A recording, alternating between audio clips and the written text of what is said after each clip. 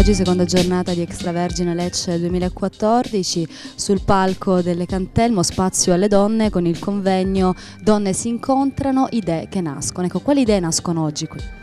Intanto nasce un'idea di una realtà che molti magari non conoscono, quella realtà che le donne riescono a realizzare con il proprio lavoro.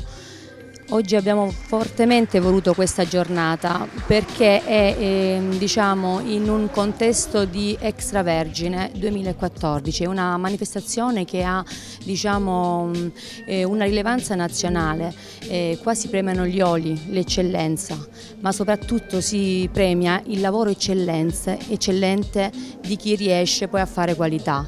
Ecco, le 8 donne, magari a rappresentare anche l'8 marzo, perché no, sono, a me piace dire, le 8 gocce che vanno a riempire un calice di cristallo, dove sia il contenitore che il contenuto, e soprattutto il contenuto, sono preziosi.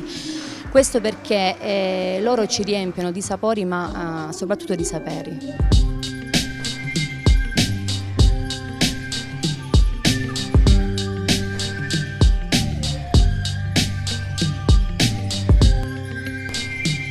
È un connubio interessante quello di donna e di impresa, direi oggi indispensabile, posto che il posto di lavoro dipendente è sempre più difficile.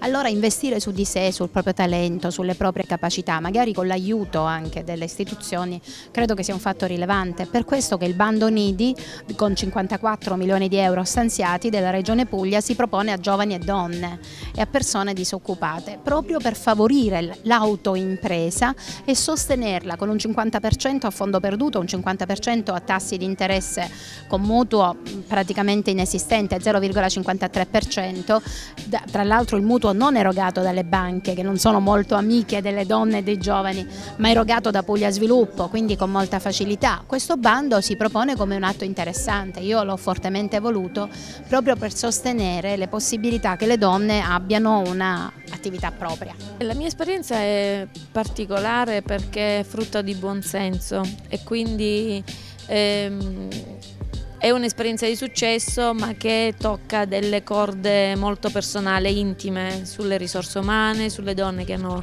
avuto dei problemi con la giustizia e quindi stanno pagando un reato che hanno commesso. Parlo naturalmente di Made in Carcere. Qui è stato bellissimo l'incontro perché la mia è una semplice storia, qui se ne sono raccontate tantissime storie di successo e, come diciamo noi, appena apriamo gli occhi cominciamo a sognare, perché la forza sta proprio nel riuscire a trasformare idee e sogni in realtà, e qui ce ne sono tanti.